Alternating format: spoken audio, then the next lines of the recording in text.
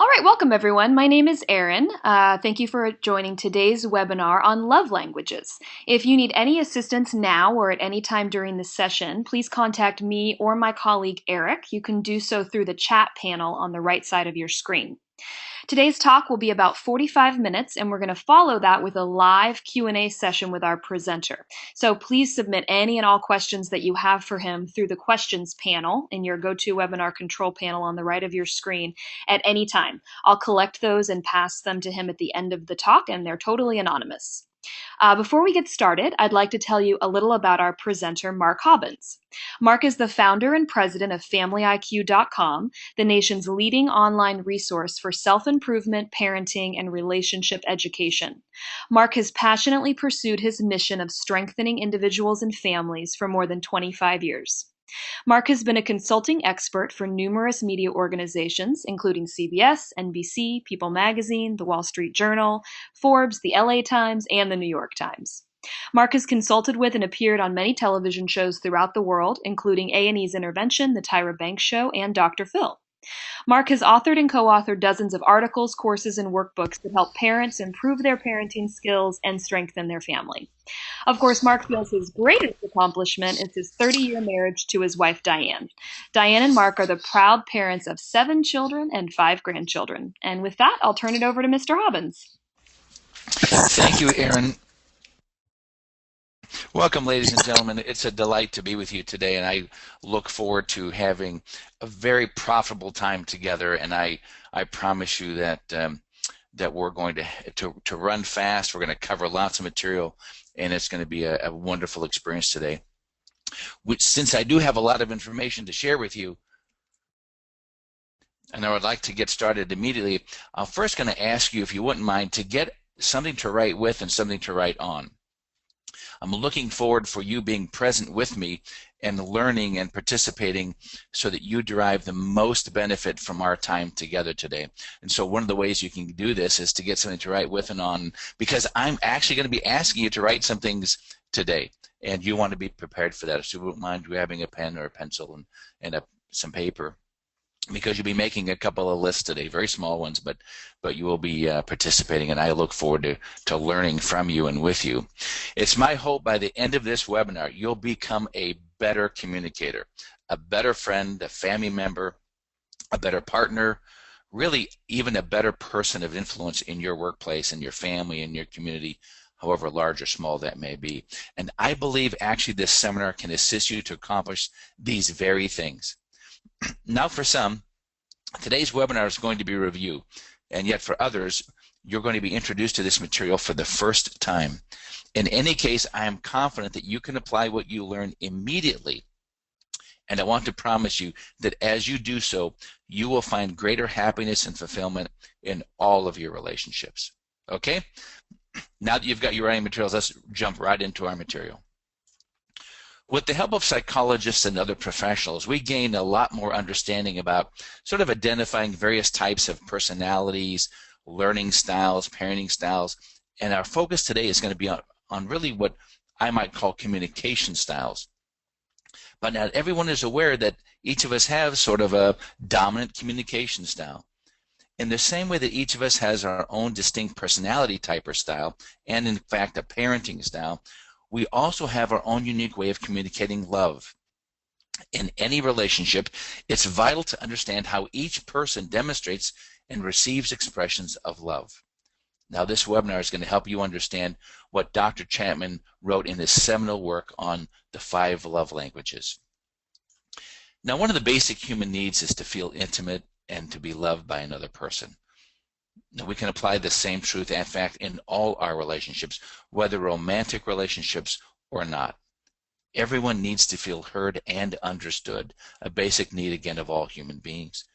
While today's session is focused on love languages, let me hasten to add that it can also be understood to mean relationship caring language, as these same concepts apply in work and in all of your relationships. You'll have to think a little bit more broadly, but it applies to all. Again, while I use the word love to describe various forms of communication, I would like to offer to you that you can replace the word love with caring or concern language, if that sort of fits better for you. Through Dr. Chapman's insights, you will learn how to meet the deep emotional needs of your partner and demonstrate that you can and have his or her best interest at heart. Additionally, your loved ones, such as parents, siblings, and children, have their respective need to feel loved and to feel heard and appreciated. Now, while all of us use the various forms of communicating love and caring, actually each of us have a dominant, preferred, or even what we call a primary love language.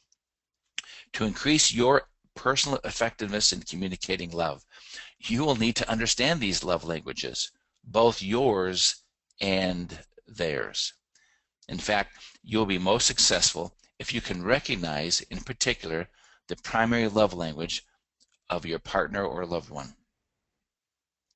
Now, according to Dr. Chapman, the 5 main love languages are the ways in which love is expressed and received. Now, as I share these with you, I'd like you to sort of write them down if you don't mind, because at the end we're going to ask you if you've been able to identify your primary love language. Again, you probably will relate to many of these, but most of us have a dominant or primary language. Let's review each of them. First, words of affirmation. These are people who love compliments and praise. You can develop the art of showing appreciation and giving encouragement, being kind, and making appropriate requests.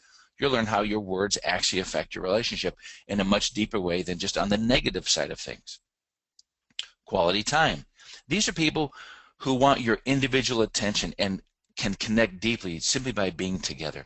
Learn what togetherness really means, the art of quality conversation, how to express your feelings and plan quality activities together.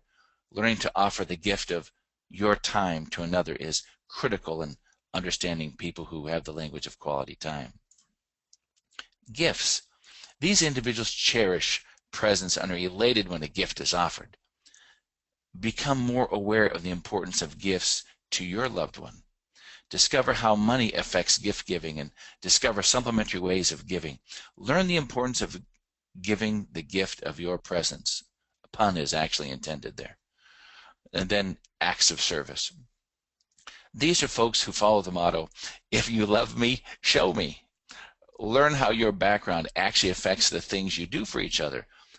Learning to be specific in your discussion of daily responsibilities and chores is also an important aspect of learning the acts of service.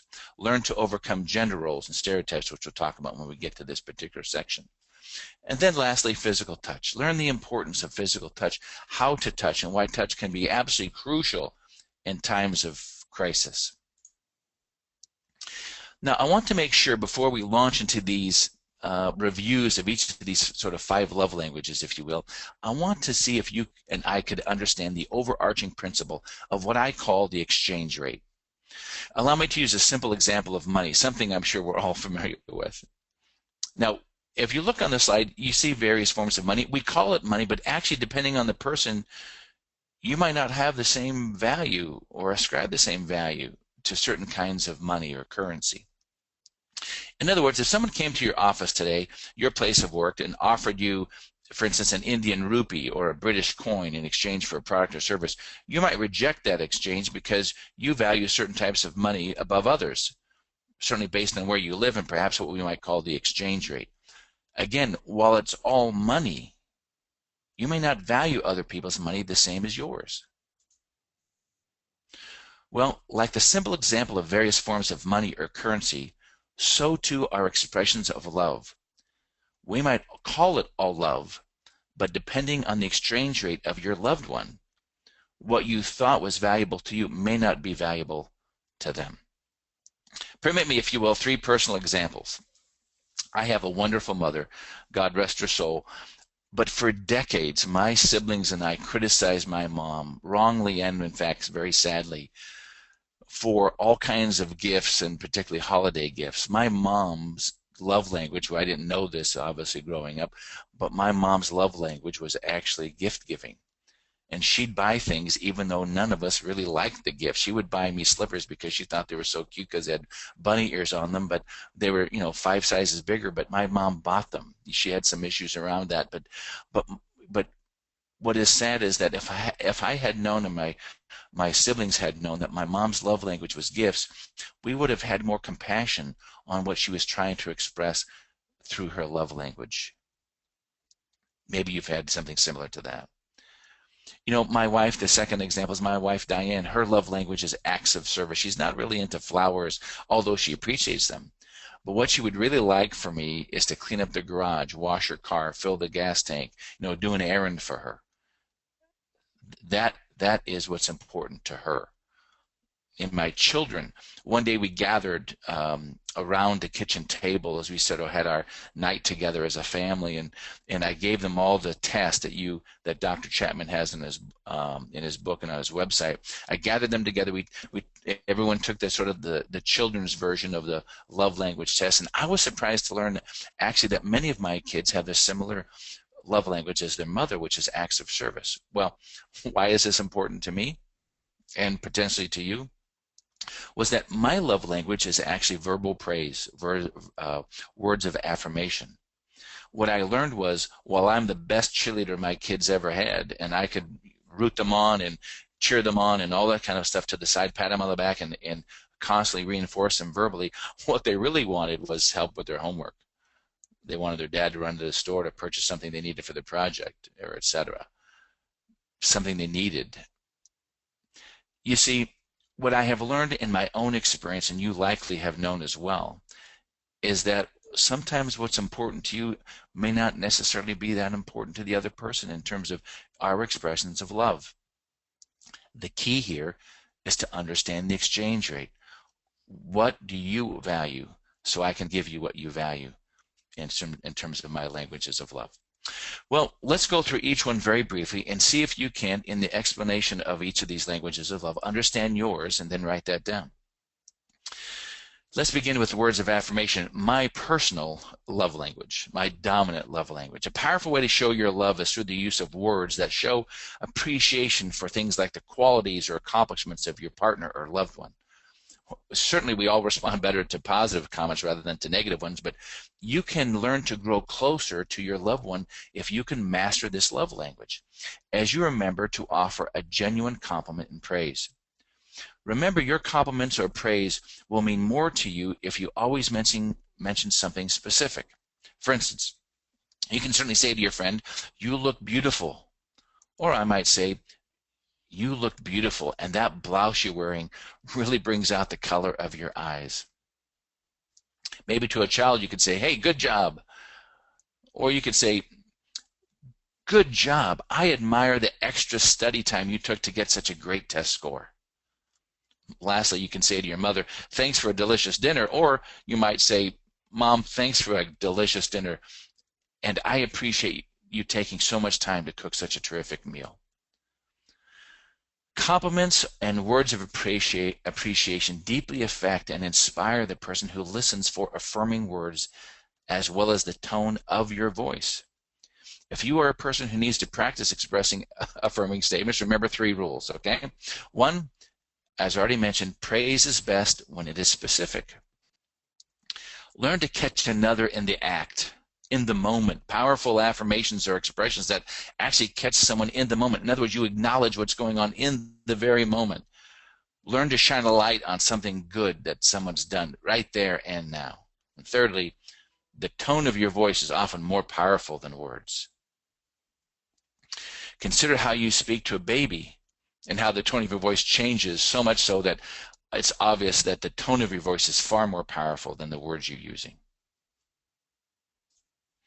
Please know that the constant reinforcement of sincere praise is always about serving and being present for the other person. It is never intended, ladies and gentlemen, to manipulate the other to do something for you. That would not be a love language. That would be manipulation, and we're not into that. Second, as we talk about sort of the encouraging words, let me share that when you and your loved one have identified appropriate words of affirmation, it's appropriate, in my mind, for you to acknowledge that you'd like to try harder in speaking what you oftentimes think but do not verbalize. Let me repeat that to make sure we get it. What I wanted to say is that if you're not used to this, it's appropriate for you maybe to get over the awkwardness of starting to say words that you're not used to saying. Sort of to put yourself out there in an open way to get over, again, that awkwardness, particularly if you're not used to sharing these sort of sentiments, verbally. Or if you don't feel comfortable in saying, hey, listen, I'm going to try a little harder to acknowledge you, and I just want to try harder of being able to really verbalize what's in my heart, which I think of you and I appreciate it, but I don't really say it very often. I'm going to try harder to do that. I think that's appropriate to say, to let the other person know where you're coming from. Or simply, you can just go cold turkey, sort of shock your loved one with kind yet random compliments. Any is appropriate, but in any case, learn to identify through observation the kind of compliments that your loved one enjoys hearing. For some people, they appreciate your acknowledgement of their appearance, and some other people prefer complimenting their behavior. Whatever your partner wants and desires, that's what you want to do. Please know that words of affirmation can also be written. I know you probably all write little notes, or at a time in your relationship with the people that you care about, you may have written notes or letters or cards or emails or texts. All those things are wonderful. But recognize that these affirmations are powerful when they're written, just not verbalized, with your mouth. In other words, I've found it interesting that I get a Marks a lot, a sort of dry erase marker, and I write something to my wife, Diane, in the bathroom mirror, and I have been shocked by how long she keeps that note up on the mirror. People really appreciate those kinds of things. I'm a big believer that usually the specific words we use oftentimes don't matter that much. Now, again, that may sound contradictory to what we talked about in terms of words of affirmation. I'm just trying to emphasize the fact that when verbal expressions are couched in a sincere and loving tone, when the words we use come from the heart, they are more powerful. Your loved one will appreciate so deeply the effort that most of for that you sort of took the time to acknowledge it in a heartfelt way, and therefore sometimes the words really don't matter. So don't worry about what comes out. Just worry about the sentiment coming from a place of authenticity. May I suggest you want to practice? What's odd about life is that we often look at ourselves in the mirror every day to see how well we're dressed, right? To make an appropriate impression. We often practice a talk that we're going to give, and some might even record their voice to see how they're projecting sincerity or whatever is appropriate for them. I know it sounds funny to practice sincerity and tones, but I think you're all going to be surprised because some of us are really unaware of how we sound to others. So I find it interesting that the things that are most important to us, like our partner or our loved ones, often receive our very least effort. We don't practice for them. We seem to practice for others, but we rarely practice for those who are closest to us. Isn't your loved one as important as the talk that you're going to give or the clothes that you're wearing to make yourself look appealing?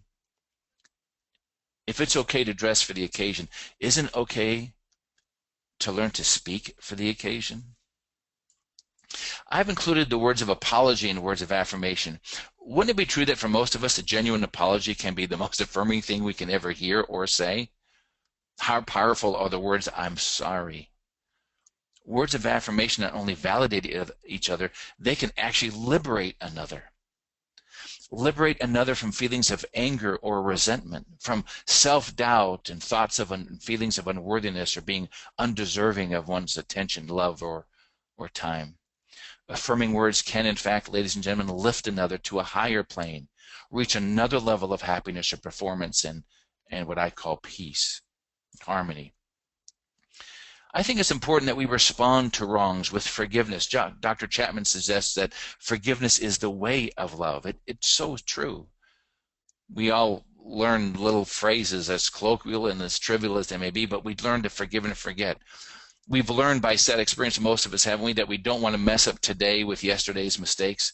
When you've forgiven your loved one's mistake, we have to learn to leave it alone, sort of get on with the life. Reviewing the failure of 3 weeks ago or 3 days ago doesn't do anybody any good. It just sort of shows that we're actually reflecting on bitterness and resentment we never forgave in the first place. The best thing to do with past failures is to commit them to history. You never want to bring them up again. We can live free from yesterday's wrongs and hurt feelings by just going forth with love and sincerity and authenticity. When you experience a strain in the relationship and the temptation to say something mean or hurtful, you must be very careful. That same mouth that spoke such kindness and loving things will rarely be trusted when the words of criticism and condemnation are also spoken. The tongue that spoke kindness just a moment ago should not be used to speak mean or hurtful things in moments of anger or rage.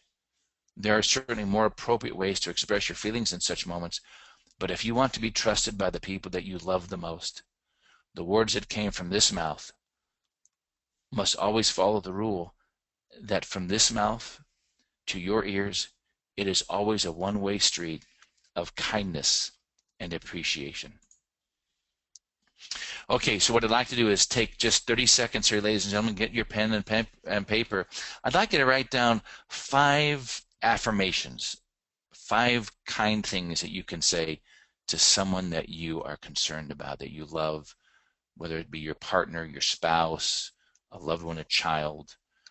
Now you can write it on paper if you have your smartphone. I oftentimes remind myself and set an appointment with myself to make sure I say something. I take the time in my busy schedule to make sure I schedule time to remember to do the very thing I should, like send Diane a text, remind her that I love her, send my children a text. So can you just write down 1 or 2 things quickly that you might want to say to someone you can act today on, even maybe after we end our call. Okay. Thank you for doing so. Let's now move to quality time. Quality time means giving your undivided attention to another person. Well, that's obvious for some.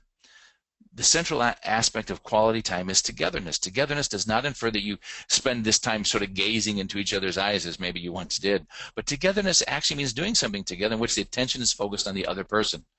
The activity is oftentimes unimportant, but the emotion between 2 people as they engage in sort of togetherness, quality time, is what strengthens the bonds of love. Whatever the moment may look like, it should reflect the idea that, as you see on the screen, the expression is, I care about you. I enjoy being with you. I like to do things together with you. It's a we experience, but it's I am guiding it. I think the important thing here is to remember that the measurement of one's sort of quality may be best measured by the one who has this primary love language. By that I mean to say what's valuable to me may not be valuable to you in terms of what you identify or define as quality time. Watching ESPN for a guy may not meet the standards for quality with his partner. Spending time in the same area does not necessarily indicate togetherness either. Togetherness has to do with focusing attention on the other person. If you're the one who prefers this love language, consider creating a list of quality time moments or activities and share it with your loved one, will you? Make a note to yourself. If your quality time, give some idea of what that looks like. Is it walking, taking a walk, watching TV, a movie together, whatever it happens to be? I think it's important that we take a moment to do that. Let's move to quality conversation. Just as in any language, there are what we call dialects or ways of expression that actually sound different. There are many dialects in languages that love, particularly in quality time. Again, one of these dialects is quality conversation. Quality conversations refers to the free flow of feelings and thoughts and experiences and desires shared by 2 people in a friendly and oftentimes, hopefully, uninterrupted setting. This type of dialogue in which sympathetic exchange takes place may be crucial to the person whose love language is actually quality time. Now remember, when we talk about quality conversation, we have to remind ourselves that it's all about listening, actually, not speaking. In quality conversation, each person is often listening to the innermost feelings of another.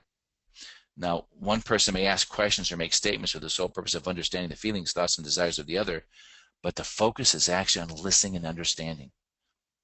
It's important to remember that listening is actually just listening. Listening in a way where you're not giving advice or trying to solve a problem or tell the other person what to do. Listening is really being there and concentrating as the other's heart is poured out to the listener. There may be many tips and techniques to conversation and listening, and if you're fortunate enough to be in a relationship with a person who prefers quality time over other things, learning to be a good conversationalist, including being a tremendous listener, is crucial. In accomplishing quality conversation, a person should not only be a good listener, but should be able to reveal many of their own thoughts and feelings as appropriate. Some people have difficulty doing this. Perhaps you may have grown up in a home where you as a child were not encouraged to express yourself.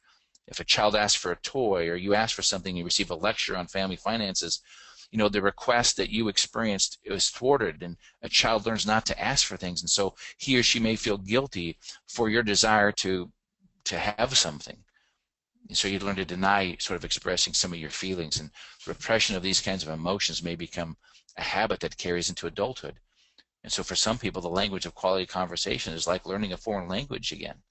First of all, one must be aware that one has emotions actually, and this can be difficult for a person who may have denied them for a long period of time.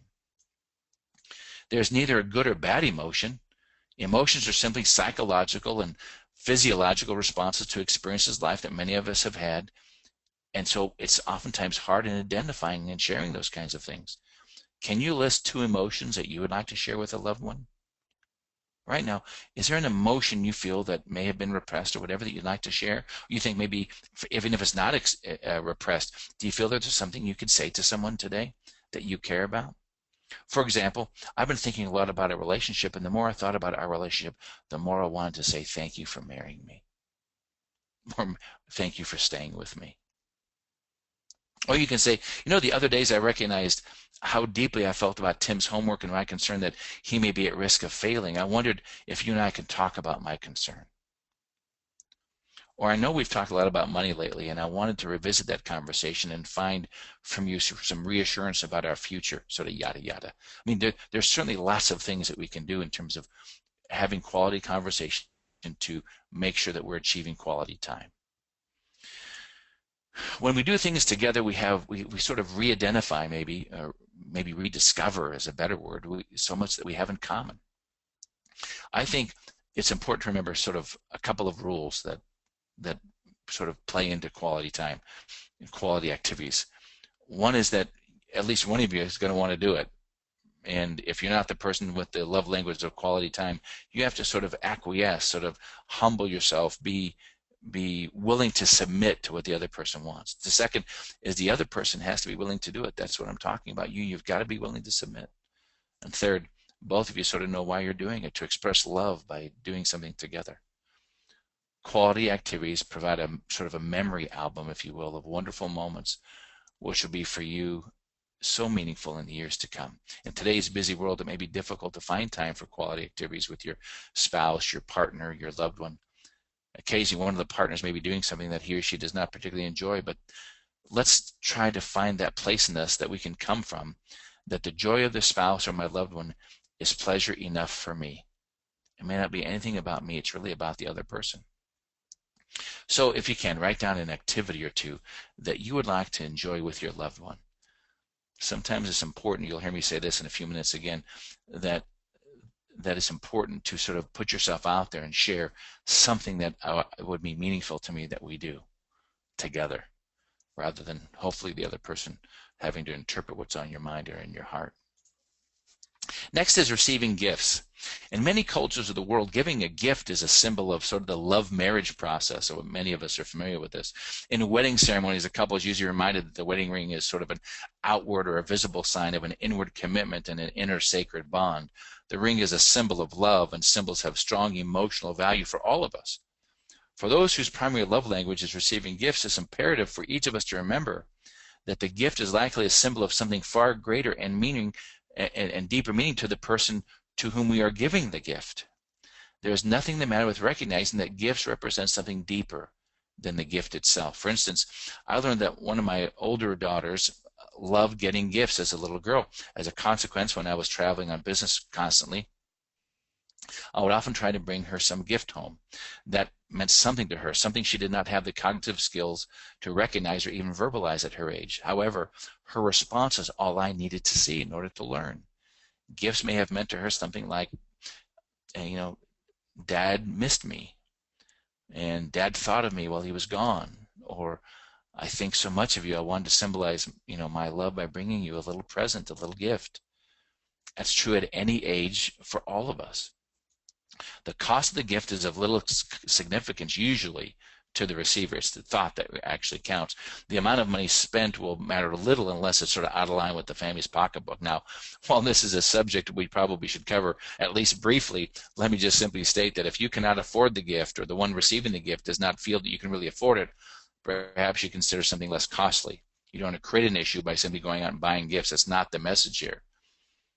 But let's change the tables for just a second. One of the things I'd like you to do right now is just take that pencil and paper, and can you write something that you would enjoy receiving from your partner. If your love language is receiving gifts, why don't you just write down 1 or 2 or 3 things that you might enjoy receiving from a partner and let them know.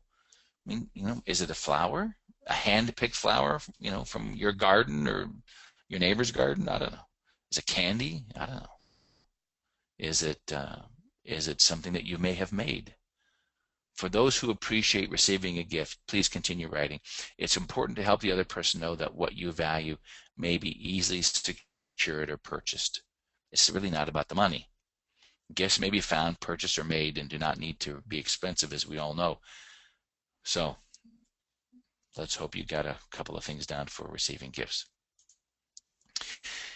If the giving of gifts is not a natural thing for you, but is your partner's primary love language, you'll want to learn this new language quickly.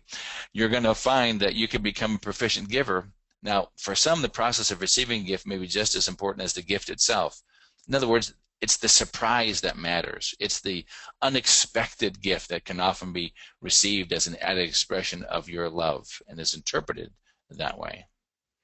Your attitude towards giving gifts may be tied up with your attitudes about money. And some people spend money happily while others feel good when they save and invest. Now, if you're a spender, you're going to have a little trouble with purchasing gifts for your loved one. However, if you're a saver, you may feel strong resistance to spending any money on gifts. You probably don't spend any money on yourself, and therefore you have difficulty envisioning yourself sort of spending money in your mind sort of frivolously on another person. There are many gifts, again, that you can give that do not require spending a lot of money. That requires, however, maybe a deeper investment about your own creativity to come up with something that may have taken you time and effort to make. The joy and appreciation of your partner or loved one will prove to you that the amount of money spent on the gift is actually irrelevant. I'd like to suggest that we look at these kinds of sort of gifts in any love language, but particularly the gift of giving as an investment maybe in your self-worth and the other person's self-worth and emotional security. If your spouse or partner feels loved when he or she receives gifts, she will reciprocate with her love or his love, thus increasing your sense of self-worth, which in turn will help you feel emotionally secure, and vice versa is true. If you're a saver, you will probably always be a saver and have plenty of money in your savings. But investing in a relationship can be likened to purchasing some stocks where you're going to reap the benefit in years to come. Please consider it that way. Now let's move quickly to acts of service. Diane's love language. I've learned a lot over the years. Sadly, I learned some things later than I should have learned. But can't we all say those kinds of things? Acts of service are often viewed as a practical way of expressing and receiving love. Let me just share with you briefly this poem. Many of you are probably familiar with Joy Allison and her poem, Which Loved Best. I love you, mother, said little John. Then forgetting his work, his cap went on, and he was off to the garden swing, leaving his mother the wood to bring. I love you, mother, said little Nell. I love you more than tongue can tell. Then she teased and pouted half the day, till mother rejoiced when she went to play. I love you, mother, said little Fan. Today I'll help you all I can. To the cradle she then did softly creep, and rocked the baby till she fell asleep. Then stepping softly, she took the broom and swept the floor and dusted the room. Busy and happy all day was she, helpful and cheerful as a child could be. I love you, mother, again they said, 3 little children going to bed.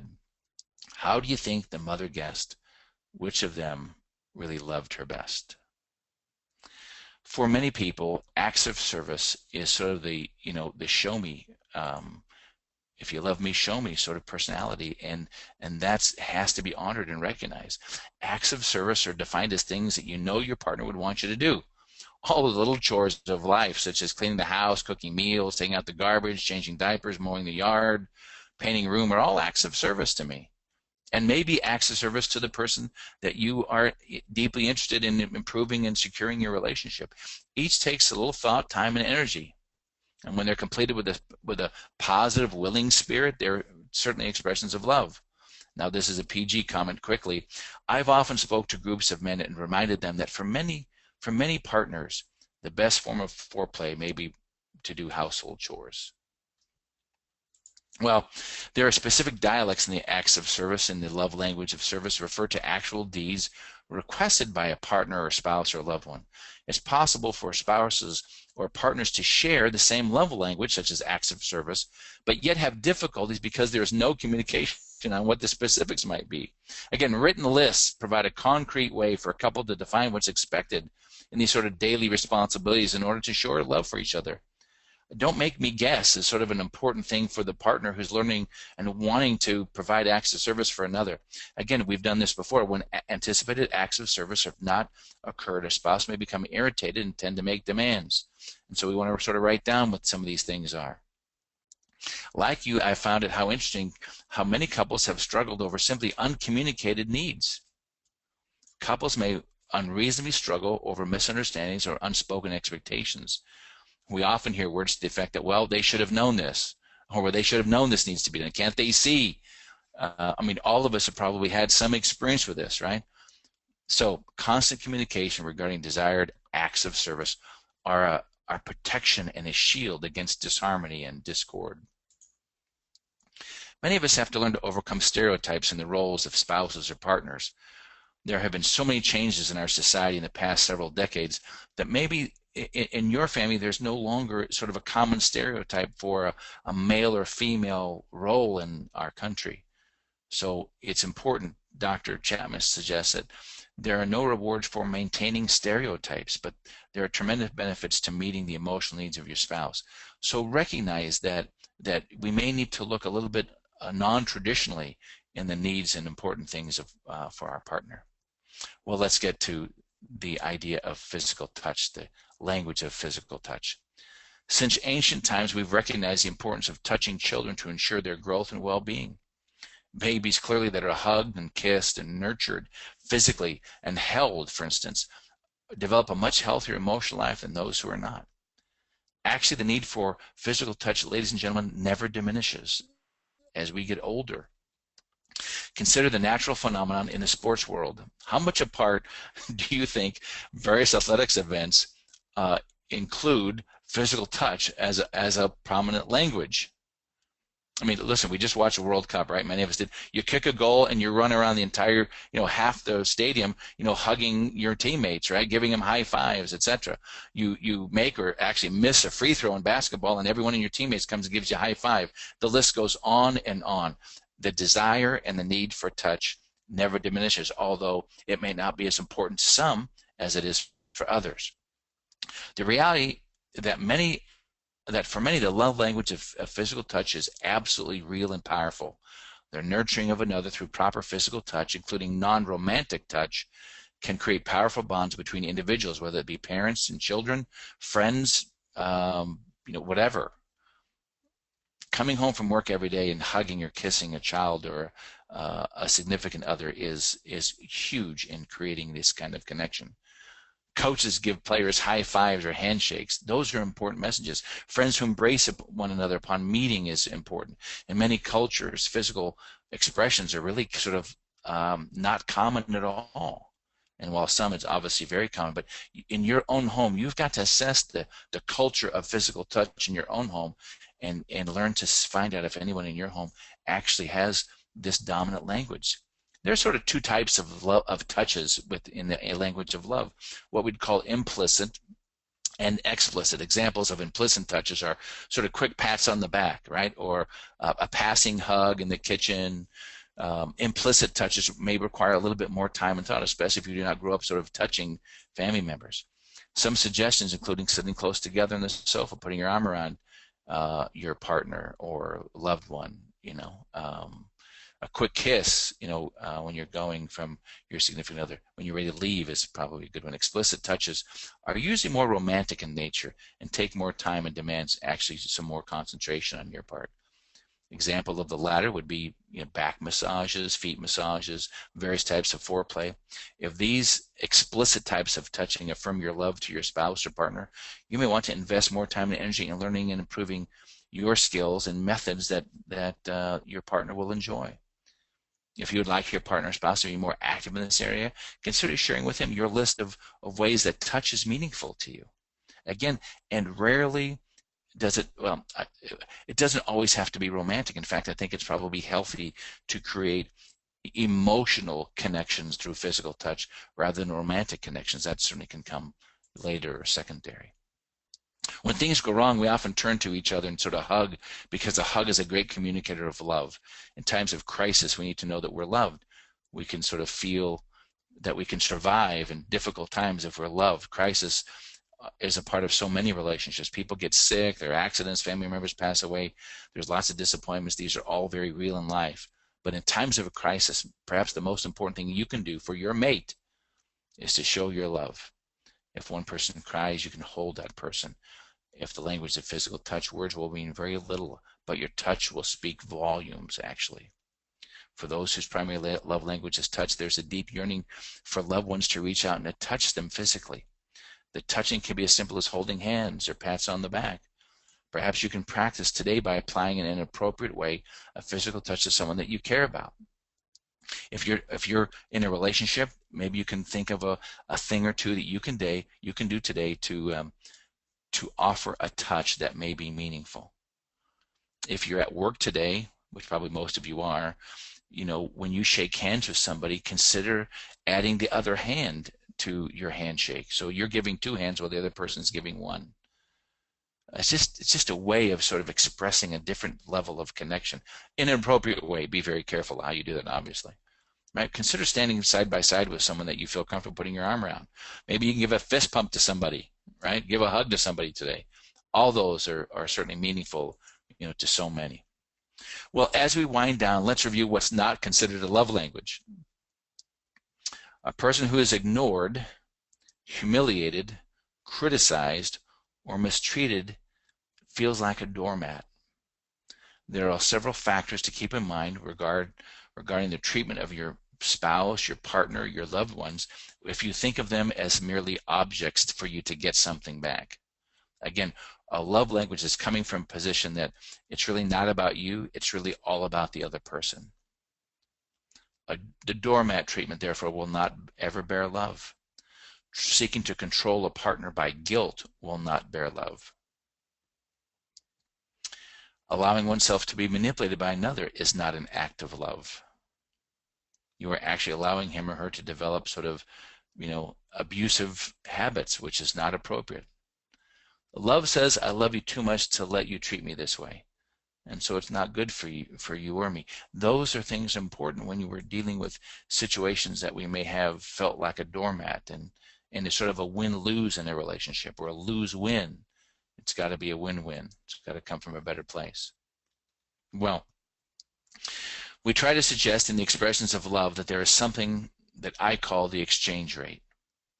Remember, no matter how you view your expressions of love, it's really about the other person and how they value the exchange, how they value your expression of love to how they want to receive it. It's about that give and received expression. So we've taken some time to review the 5 languages of love. I wonder, Aaron, if you'd feel comfortable in sharing with the audience today just a quick poll, and let's see what we find are people where they sort of stand on the love languages. We like you to choose your love language. So, Aaron, I'll turn the microphone back to you for just a second. I'll wrap up after that. But would you mind putting that poll up if you can? Of course, Mark. It's up now, and everyone's starting to vote, so we'll give everybody just a second, and then I'll share the results with you.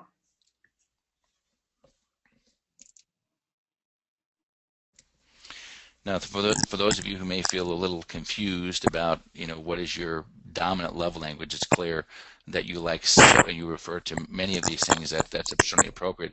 But I just want you to know that it's as you secure Dr. Chapman's book, if that's something you want to do. Certainly not I'm promoting that necessarily, but if you want to learn more and sort of define more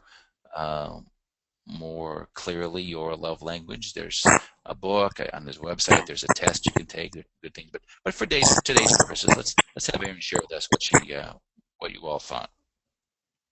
Great, thank you everyone for participating. Well, interestingly, Mark, there's almost an even distribution between every language except for gifts, which is coming in a distant 5th. But our top 2 right now are words of affirmation and quality time. Thank you, Aaron. Well, ladies and gentlemen, one of the things that this could show us actually is that each of us have a different language, a dominant language. Again, while we may appreciate so many, some things are more important to another. And since we all have a dominant language, it's going to be very important to learn the language of your partner. Now, again, these 5 basic love languages are something that is an opportunity for you to understand more deeply, to be more conscious and more aware of how you're expressing yourself. I believe fundamentally that your life and your relationships will improve dramatically by simply you becoming more aware and understanding your the people that you care about, their love language. You might choose, as I have done, to members of my family and my friends, to ask them to take the little test and sort of identify with their languages, as I have done with my children, my spouse, and other friends. If I don't know it already, because I know the relationship, the material pretty well, and I can probably guess pretty accurately many, but I think it's important for you and I to see if we can identify what those love languages are, and sort of, as Dr. Chapman will suggest, sort of the dialects in that language, what really is important to the other person. The emphasis again today is on learning what is important to one's partner, one's spouse, or a loved one, and find the best ways to express that love. It has certainly been my experience, ladies and gentlemen, that when I am more aware, if I seek to understand that language of love, that expression of love, I take my relationships to a completely different level. You want to become a person of influence. You want to draw people to you that you care about. And one of those ways is understanding this great work, fun and profound in its impact, of the languages of love. So I thank you so much for sharing this time with me, and I'd be delighted to answer any questions. If you have a question you'd like to send over to Erin, I'm sure she'll read them and we can chat about it for a few minutes. All right, great. Thank you so much, Mark. What an interesting and important topic. And we already have questions rolling in, so I'll start with these. And for all of the audience, if you have questions for Mark, please submit them through the questions panel at any time, and we will get started. Okay, Mark, our first question, which I can relate to, is I feel like I'm all 5 love languages. How do I better determine my primary love language? Well, that's a common question. Thank you for asking it. Again, I think that on if you just Google languages of love and go to Dr. Chapman's website, I think there's a free test you can take that could help you sort of determine um, what your dominant love language is. Most of us have one or two. It's more dominant love languages. So it's important whatever you feel is right. I mean, I'm not so concerned about you deciding on the one. If it's that difficult for you to determine, I think you go with with sort of what is important to you and share that with someone else. Again, I think the important thing is for you to become more aware of your love language, because your love language is oftentimes how you express love. Like my mother, her love language being gifts, how she responded to those she cared about was to buy them gifts or to give them little gifts, that kind of thing, right? So it's not only what you perceive, but it's also what you project that you want to be careful about knowing. So anyways, be that as it may, I would just suggest that you take the dominant ones, if there is such a thing. If you feel that you're all 5, then and the test doesn't help you, or the reading the book doesn't help you narrow that down, then I would be happy with being whatever you are, and I would just be conscious about wanting to communicate to the other person. You certainly can say, hey, I like it all. Give me any one of these things and I'm going to be happy and I'm yours forever. That's an important thing to be able just simply to acknowledge. There's nothing right or wrong about what love language you may be or the combination of languages you may be. But it's a common thing for people, particularly when they're first exposed to this, to determine what their dominant language is. But go with all those that are important and meaningful to you. That's great. Thank you, Mark. All right, our next one is interesting. It says, my teenage son's love language is acts of service, but it seems to me like doing his chores for him does not teach him to be responsible. For example, he'd love for me to put his clothes away and walk his dog, but I feel like those are his responsibilities. And they are, and don't you do it, okay? So that's, I'm totally with you there. But I think there's other acts of service that are probably meaningful, to your son. And those are the things you have to struggle to look at. I would say that again, enabling someone to be a certain way, be it lazy, messy, unappreciative, that's a whole different discussion, right? But I think your son, if his love language actually is acts of service, then that could be taking them somewhere. That could be, well, you'll have to think. I mean, I could come up with 3 or 4 different ideas that may be helpful. But I think that as we tried to with each of the love languages, have you write down, I would have your son write down, what are meaningful things that are outside the box of entitlement or enabling, that are acts of service that he would value and appreciate, and help them see that it's always a win-win. Love is always a win-win. It's never a lose-win, or it's never a win-lose. It may be difficult for them to understand depending on the age of your child, but I think it's an important thing for you to strive to communicate what is in the realm of appropriateness, and I think you're going to be surprised if you take the time to do so. Thank you for that question. That's great advice, Mark. Our next is very interesting. How would you supplement physical touch as a love language in a long distance relationship? That is a very good question. Well, obviously it's physical, right? So, I mean, there's nothing you can do to change that. Um, but I would say that if physical touch were something in a long distance relationship, obviously using technology today, where the physical appearance becomes probably more important. At the same time, I know of people with this love language who might have something of meaning in that they would send to somebody, not as a present, it's not a gift, but it's a we share some physical thing together.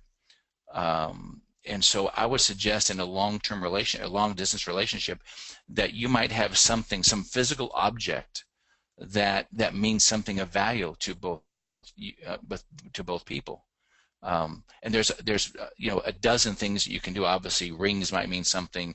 Um, Gosh, I'd hate to suggest what I have used, what other people I know have used, just because I want to sort of categorize your thinking. But I think there are physical objects that two people can share.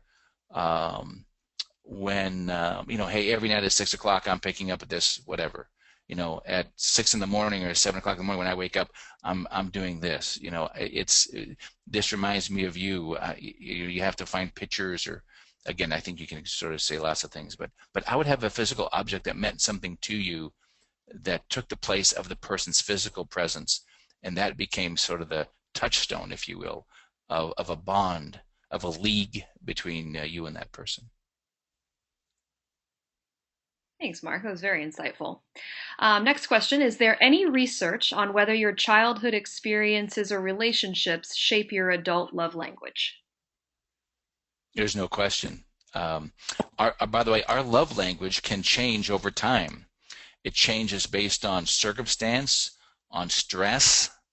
So don't be confused, or don't let me indicate that your love language is always your dominant love language. It changes based on circumstances in life, and certainly there's no question that back in the 70s, some of the seminal research we used was called scripting. You sort of had this imprint on your character, your psyche, your soul, if you will, based on the experiences that you've had, and so you learn coping mechanisms based on basically as a protection, to find a satisfactory level of life. And so how you were impacted in your early life certainly has profound influence. I mean, that is so, lots of research has sort of proven that very concept. So it's difficult, again, for someone who may have had difficult challenges, and maybe even trauma, to allow themselves to get connected to a dominant love language, and to risk exposing themselves in an open way of being vulnerable to another. So clearly, to answer your question, yes, research clearly has indicated that one's early experiences in life, whether that's when you're a child or a teenager, but earlier experiences in life, if you're 70 years old, the experience you may have had at 50 may have profoundly impacted your coping mechanisms and the way that you look at life, the way you view your emotional connections. So it's just not early childhood, but it certainly goes back to that. But any previous experience and the way you develop in terms of how you cope with relationships clearly impacts your adulthood. And we would encourage you again to look more deeply, allow yourself the freedom, your own vulnerability to look inside and get connected to those sort of things that while vulnerable to you are meaningful, and to the extent that you can feel safe in sharing those with a person who will honor that space and that communication is going to be an important and critical thing for deeper connections in your relationship. Thank you, Mark. Let's see if we can fit in a couple more questions here. Um, how do I go about helping a loved one who expresses affection awkwardly, such as pressing face to cheek for an extended period of time? Well, that's a good question because it represents the opportunity to share. When you do this, it doesn't connect with me. If you want to connect with me, I want to suggest here are three other things you can do to connect with me. That's a hard conversation for most of us, actually, to be vulnerable and expressing one's need or pleasure or preference. And so I would just be honest. I think the opportunity for one to say, you actually sort of push me away when you do this, and I love you so much, or I care about you so much, I'm going to suggest you do two other things that if you want to draw me closer to you, why don't you try one of those? And that's how I would say it. I'd be straight up. This is great advice, Mark. Okay, for our last question, are there love languages that relate better to other love languages? For example, should a gift giver be looking for another gift giver or another love language? I don't think that in some ways, clearly birds of a feather flock together, but at the same time, opposites attract. So I don't know that there's any real, in my experience in the world of therapy and etc. for the last 30 or so years, I don't know, ladies and gentlemen, that it is all as important to find someone with a similar love language. I can tell you that research suggests that the most important, in fact, the single most critical factor of a relationship lasting long is one's willingness to meet the other person, and to actually, the terminology is receive influence from the other person, which speaks to the idea that you are open and honest in your love language with a person who probably shares a different love language. So it's been my experience that most of us probably have developed relationships, the deepest intimate relationships, that there's no one way, clearly, and it's my experience that it's usually opposite, but it can be just as true for it to be the same. But the important thing, I think, here is not whether you match up with someone who matches yours, because I'm not sure that always certainly is the case, nor would I necessarily have that as a filter or prerequisite for developing an intimate relationship with somebody. But I would use it as in the context of, this gives me a chance, whatever language I have, to share that language with the other. As I suggested earlier, to be at risk in sharing that preference and what's meaningful and valuable is clearly the dominant key to success in relationships. And what a great note to end on. Thank you so much, Mark. That was a wonderful presentation and clearly important information. And thank you so much to all of the participants and the wonderful questions. I'm sorry we didn't get quite a chance to get to all of them. There were so many excellent submitted questions. I hope everyone has a wonderful afternoon. And again, thank you so much, Mr. Hobbins. Thank you, Aaron. Thank you, everyone.